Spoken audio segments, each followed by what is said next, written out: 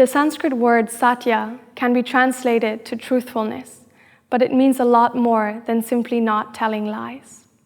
Satya is derived from the word Sat, which means what really is. It describes something unchanging and pure. When we look at Satya from this perspective, we realize how often we don't actually see the truth. Our thoughts and our emotions change all the time, but they are the things that create our reality and our self-image. So how can we practice more Satya? To stop identifying with the fluctuations of our mind, we have to spend time observing our thoughts. Then we realize that we are not the thoughts, we are something else. In your asana practice, Satya means listening to your body and honoring its needs, asking yourself, is this posture really beneficial for me, or am I pushing my body into pain or injury?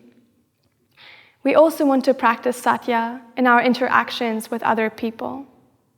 But we always have to make sure that Satya goes hand in hand with ahimsa, another important principle that means non-violence. We never want our words or actions to cause harm to other people. So always ask yourself, what is the intention behind my actions or my words? Am I truly trying to help and serve that other person by telling them the truth? Or am I trying to gain something or prove something for myself?